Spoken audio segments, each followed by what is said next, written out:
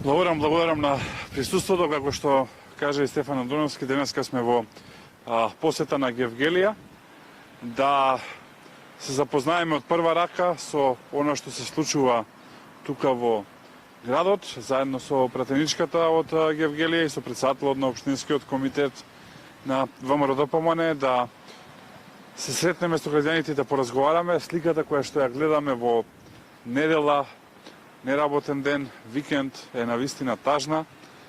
Градот е целосно замрзнат, парализиран, како последица на корона кризата, но и како последица на неспособноста на власта. Македонија е убедливо на последното, на најдолно место по вакцинација, не само во регионот, туку во цела Европа и за жал во неславните први места по бројот на смртност од короната.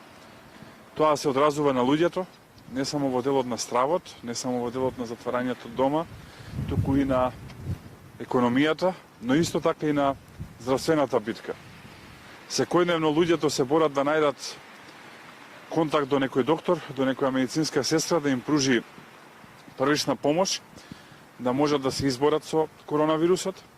Да не зборувам за оние потешки случаи кои што не можат да најдат кревет во инфективните центри со цел да го спасат сопствениот живот. Тоа е тажната слика која што се случува на Македонија, еден целосен колапс на здравствениот систем како резултат на оваа корумпирана власт. Македонија нема вакцини и како што стои работата, за жал, уште долго време нема да ги има вакцините. Причината е јасна, имаме неспособни и корумпирани. Не знаат од каде да ги набават, а таму каде што успеа да најдат канал, пробаја да земат мито. И затоа граѓаните не се вакцинираат. Да не се донациите од соседна Србија и тоа минимум кое што го има сега нема да го има.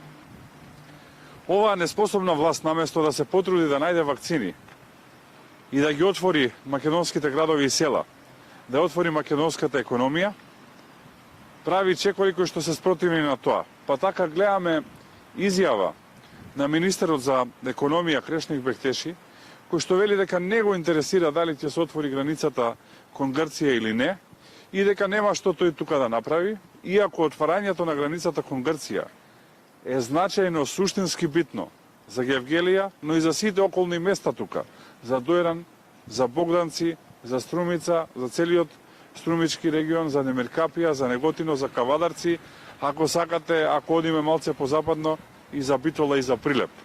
Суштински значајно за економијата е да се отворат границите.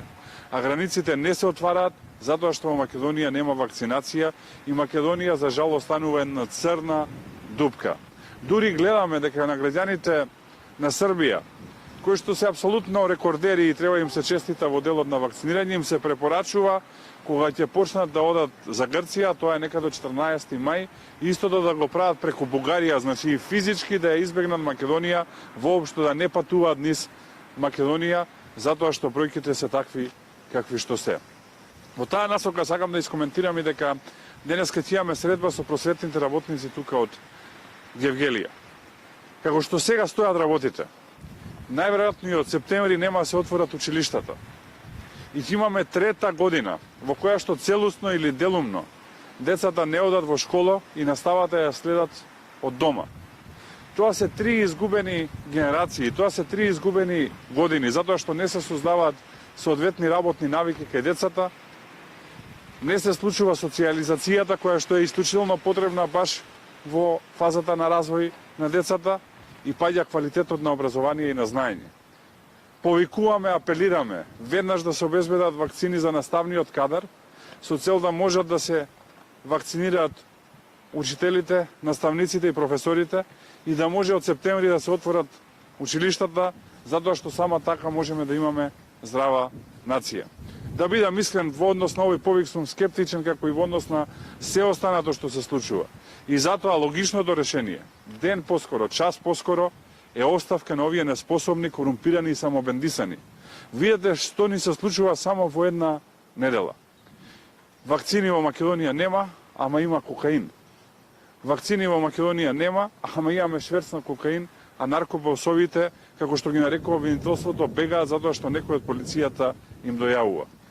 Претходно една недела пред тоа, вториот и третиот човек на владата, како ништо не се случува, си заминаа на одмори на најлуксузни дестинации во Мексико и во Дубај без срам да имаат, трошка срам да имаат кон луѓето кои што се борат со коронавирусот, и гледаме пред некој ден во Прилеп Зоран Заев и Венко Филипче, двајцата најодговорни за борбата со коронавирусот, си слетаја со хеликоптер како да се филмски звезди.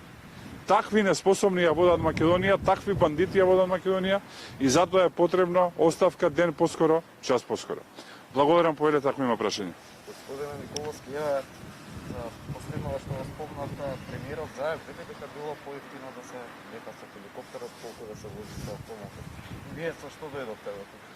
Срамота, како ви кажам, срамота, брука, немање основно елементарно чувство од страна на Зоран Заев. Јас дојдов тука со мојот приватен автомобил, затоа што, како и секој нормален граѓанин, логично е да користите автомобил кога патувате на одредена дестинација, но Зоран Заев користи хеликоптер во држава во која што долгот во моментов ќе надмине 2 милиарди со новата евроврзница која што ќе ја земат, потрошени за само 2 години, а не гледаме каде одат, во држава во која што стапката на смртност за жал е меѓу највисоките, а бројот на вакцинирани е меѓу најниските. На таква забеганост, на таква самобендисаност, Македонија не памети кај ниеден политичар кој што бил на власт, без разлика дали бил од ВМРО-ДПМН или од СДСМ во 30 години независност. Ваков самобендисан, ваков неспособен, неработник, летнат во облаци, нити имало, нити ќе има, и затоа е потребно оставка ден поскоро, час поскоро.